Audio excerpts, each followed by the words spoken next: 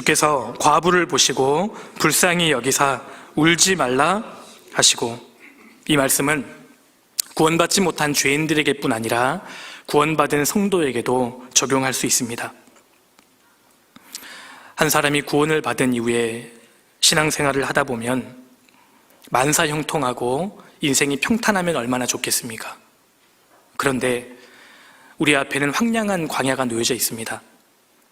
이스라엘 백성들이 출애굽한 이후에 바로 가나안 땅에 들어간 것이 아니라 40년 동안의 광야를 통과했습니다. 마찬가지로 구원받은 우리에게도 황량한 광야가 놓여져 있고, 어차피 우리의 신앙생활은 망망한 아주 힘든 험난한 바다를 건너는 것과 같습니다. 신앙생활을 잘하면 잘할수록 오히려 더 거친 광야가 놓여 있을 수 있고, 주님을 더 가까이 따르면 따를수록 훨씬 더 고난이 많을 수 있습니다.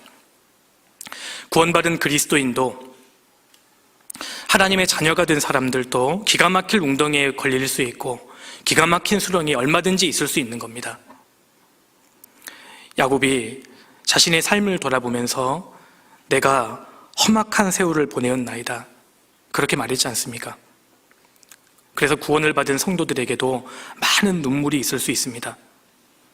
시편 80편에 주께서 저희를 눈물 양식으로 먹이시며 다량의 눈물로 마시게 하셨나이다. 구원받은 성도에게 많은 눈물을 하나님께서 허락하실 수 있다는 겁니다.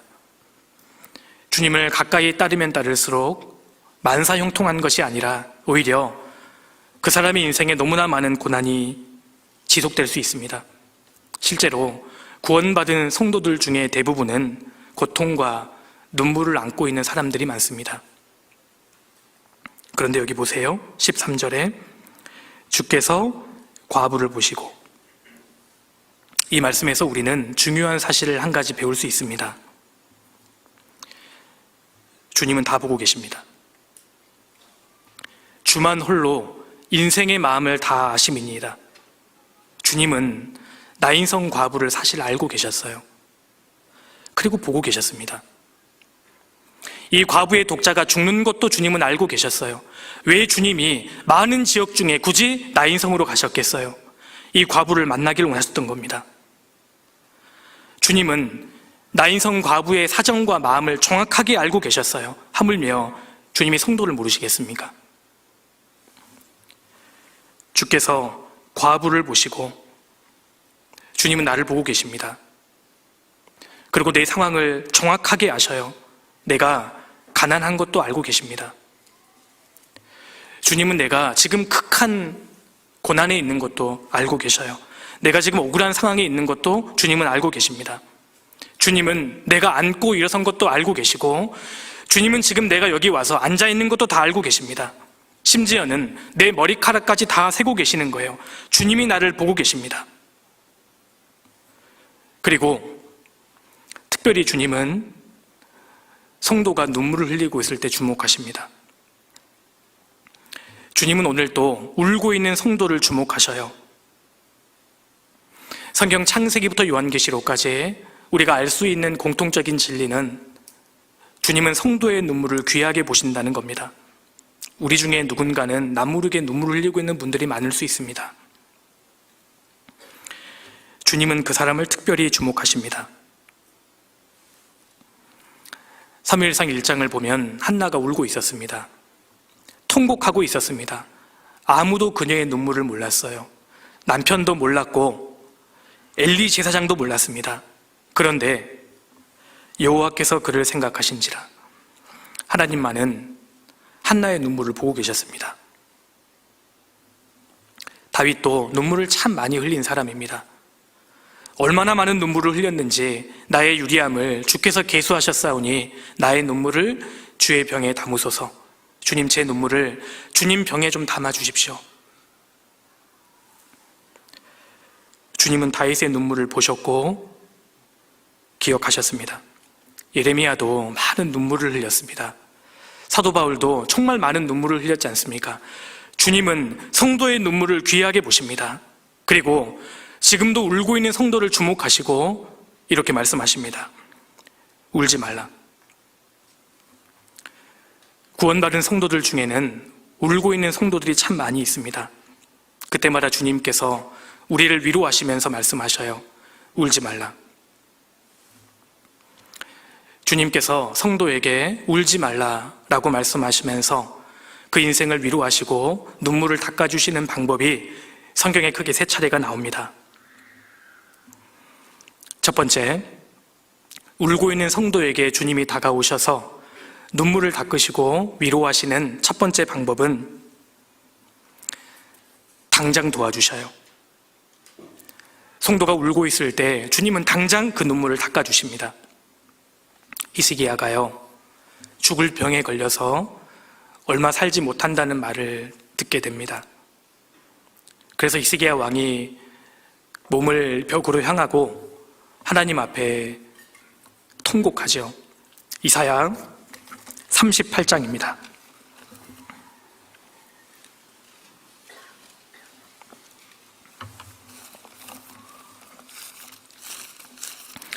이사야 38장 2절입니다. 2절.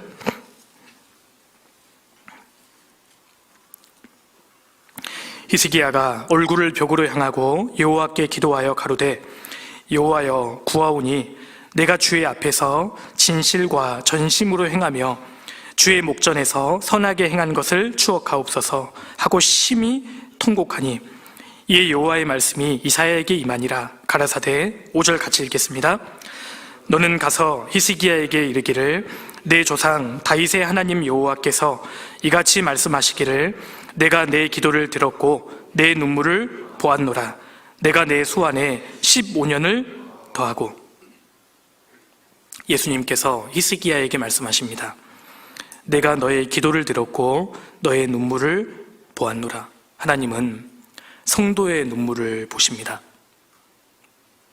그리고 히스기야 눈에서 눈물을 닦아주시고 당장 도와주신 거예요. 주님은 내가 필요할 때마다, 내가 울고 있을 때마다 당장 오셔서 내 눈물을 닦아주시고 즉시 도와주십니다. 내가 부를 때에는 나 여호와가 응답하겠고 내가 부르짖을 때에는 내가 말하기를 내가 여기 있다 하리라. 당장 도와주시는 거예요. 오늘도 성도가 울고 있을 때 주님은 즉시 나타나셔서 눈물을 닦아주시고 즉각적으로 도와주시는 겁니다. 자녀가 울고 있으면 부모의 마음이 움직이죠. 마찬가지로 구원받은 하나님의 자녀가 울고 있으면 하나님 마음이 움직입니다. 하나님은 성도의 눈물에 약하신 분이에요. 이스라엘이 광야 생활을 할 때에 날마다 만나가 내려왔고 날마다 구름 기둥과 불 기둥으로 그들을 인도하셨고 날마다 물을 제공하셨습니다. 구원받은 이후에 하나님께서는 구원받은 성도들이 울고 있을 때 때마다 날마다 일마다 우리를 지켜주시고 도와주시는 거예요. 울지 말라. 날마다 우리의 짐을 지시는 주라고 하셨습니다. 실제로 주님은 어제도 내 짐을 지어주셨어요. 지금 이 순간에도 오늘의 짐을 대신 지어주시고 날마다 우리를 위로하십니다. 울지 말라. 울고 있는 주님은 때를 따라 날마다 즉각적으로 우리의 눈물을 닦으시고 우리의 진정한 위로자가 되어주십니다. 그리고 두 번째로 주님이 성도의 눈물을 닦으시고 위로하시는 두 번째 방법이 있습니다. 하나님께서는 내 인생에 대해서 큰 계획을, 선하신 뜻을 이루시면서 내 인생을 위로하십니다. 이것을 잘 볼 수 있는 인물이 욥이죠. 욥은 당대에 가장 의롭게 살았던 사람이었습니다.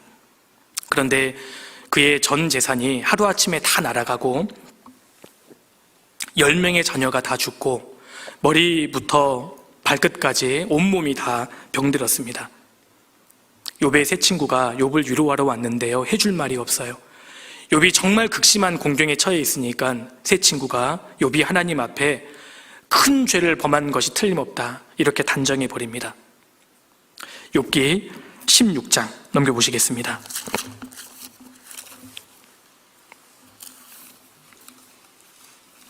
욥기 16장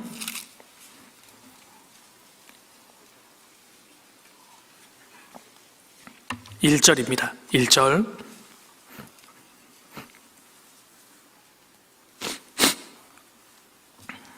욥이 대답하여 가로되 이런 말은 내가 많이 들었나니 너희는 다 번뇌케 하는 아니샤로구나.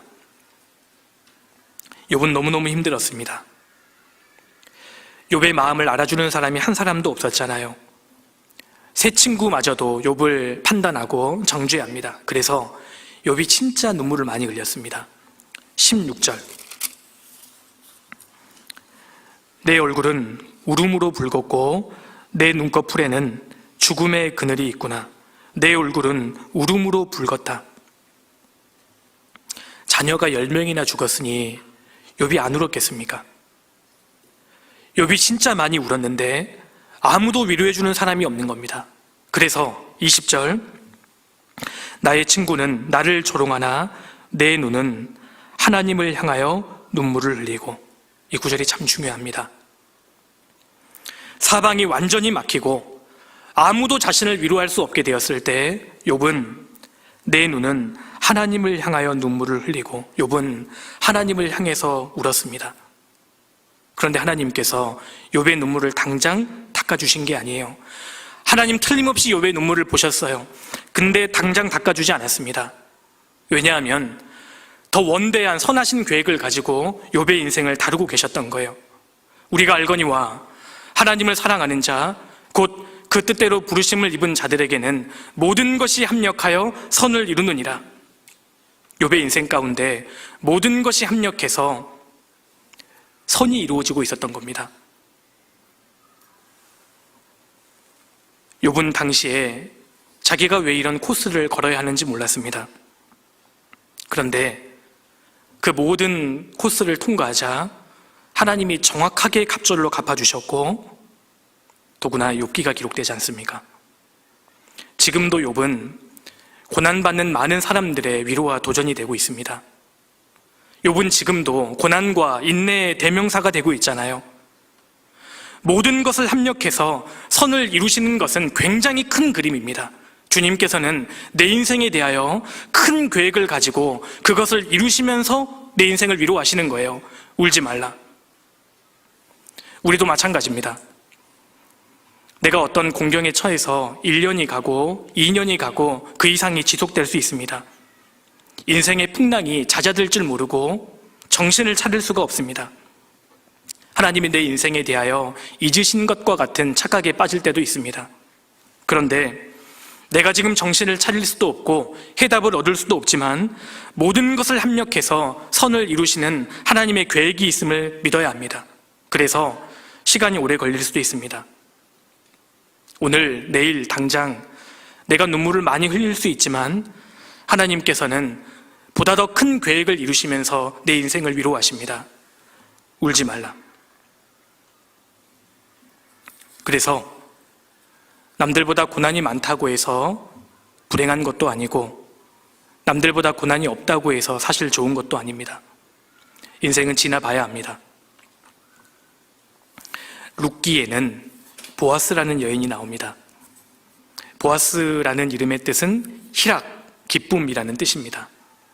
베들레헴에 흉년이 들자 남편과 아들 2명과 함께 모압 땅으로 이주해 가죠. 그곳에서 10년을 살게 됩니다. 거기에 남편도 죽고요. 2 아들마저 잃게 됩니다. 이보다 더 기구한 인생이 어디 있겠어요? 하나님 앞에 꼭 저주받은 인생 같습니다. 그래서 나오미가 이렇게 이야기합니다. 여호와의 손이 나를 치셨으므로 나는 너희를 인하여 더욱 마음이 아프도다. 이제부터 나를 나오미라 칭하지 말고 마라라 칭하라.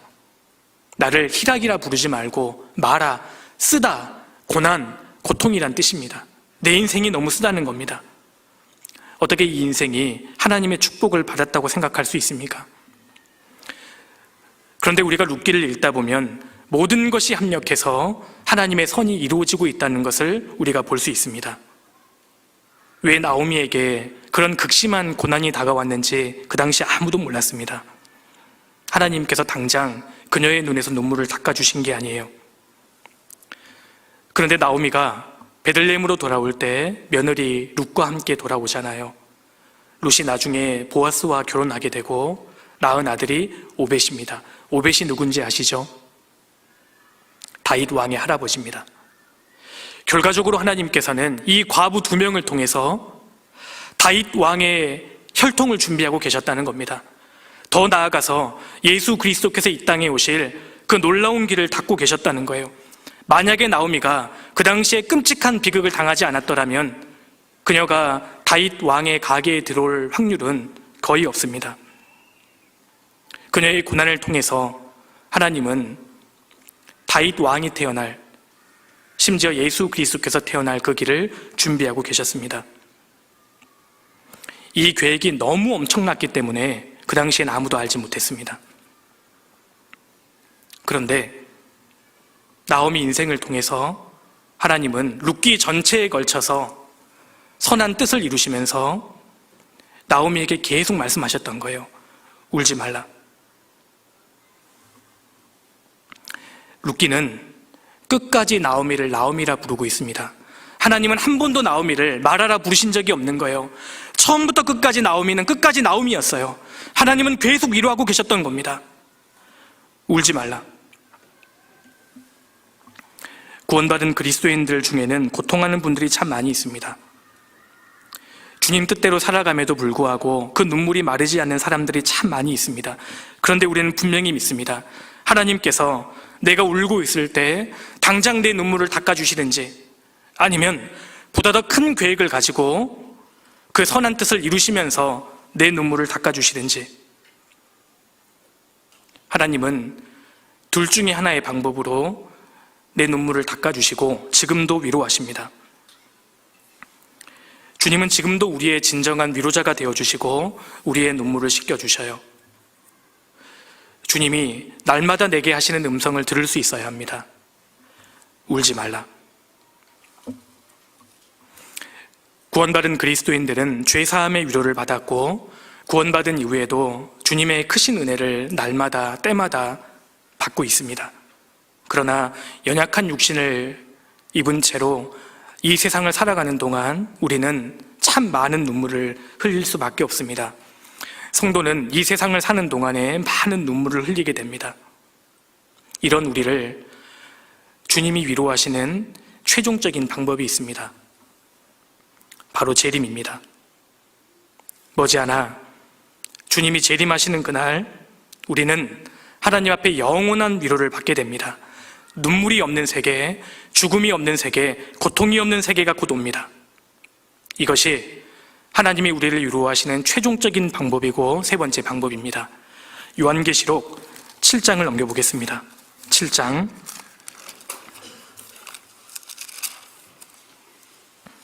17절입니다.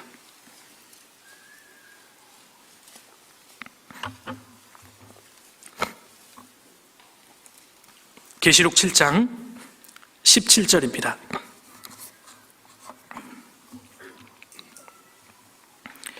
이는 보좌 가운데 계신 어린 양이 저희의 목자가 되사 생명수 샘으로 인도하시고 하나님께서 저희 눈에서 모든 눈물을 씻어주실 것이미러라.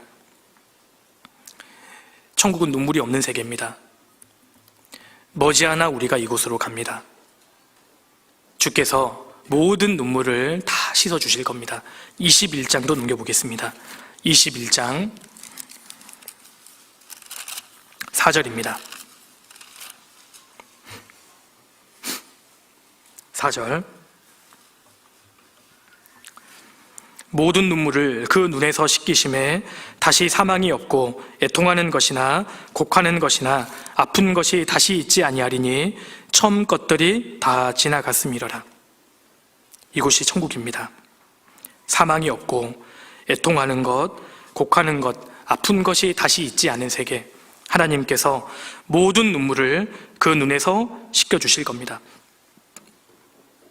단순히 물리적으로 하나님께서 내 눈에서 눈물을 씻겨주신다는 그 뜻도 되지만 하나님께서 내 인생에 대하여 모든 수수께끼를 다 풀어주신다는 의미입니다. 사실 우리는 수많은 질문을 가진 채로 인생을 살고 있습니다. 구원받은 이후에도 우리는 지금 수천만 가지의 질문을 가지고 있습니다. 도저히 이해가 되지 않는 일들이 많이 있을 수 있고 정말 구원받은 그리스도인들에게, 정말 주님을 사랑하고 주님을 가장 가까이 했다는 성도들에게조차 이해할 수 없는 일들이 벌어지곤 합니다. 우린 그걸 다 지금 설명할 수 없습니다. 그런데 그때 주님께서 모든 것을 다 답해 주실 거예요. 이제는 내가 부분적으로 아나 그때에는 주께서 나를 아신 것 같이 내가 온전히 알리라. 하나님께서 나를 아신 것 같이 우리가 온전히 알게 됩니다. 그때 주님이 모든 것에 대해 답을 해주실 겁니다. 하나님 왜 저를 한국에 태어나게 하셨어요? 하나님 왜 저를 이 가정에 태어나게 하셨어요? 하나님 제게 왜 이런 부모님을 허락하셨고, 왜 이런 질병을 주셨고, 이런 아픔을 주셨어요? 주님 왜 제가 그때 울고 있을 때 주님 그냥 저를 내버려 두셨어요? 그때 주님께서 내 인생의 모든 답을 주실 겁니다. 그때 모든 눈물이 다 씻겨지는 거예요. 우리는 영원한 위로와 영원한 안식의 세계를 앞두고 있습니다. 그리스도인들 삶 가운데 눈물이 많이 있을 수 있습니다. 그런데 주님께서 반드시 우리의 진정한 위로자가 되어주시고 마침내 천국에서는 우리의 모든 눈물을 씻겨주실 겁니다. 그 노염은 잠깐이요 그 은총은 평생이로다. 저녁에는 울음이 기숙할지라도 아침에는 기쁨이 오리로다. 이건 법칙입니다. 저녁이 오면 반드시 아침이 오지 않습니까? 그리스도인들이 눈물이 있다면 반드시 기쁨이 오게 됩니다. 우리는 영원한 위로의 시간과 장소를 앞두고 있는 사람들입니다. 누가복음 7장 13절에서 예수님께서 과부에게, 그것도 독자를 잃어버린 과부에게 하신 울지 말라, 이 말씀은 내게 하신 말씀이고 구원받은 이후에도 주님께서 끊임없이 내게 하시는 위로의 말씀입니다. 우리가 오늘을 살면서 주님께서 내게 하시는 이 말씀을, 이 음성을 들을 수 있어야 합니다.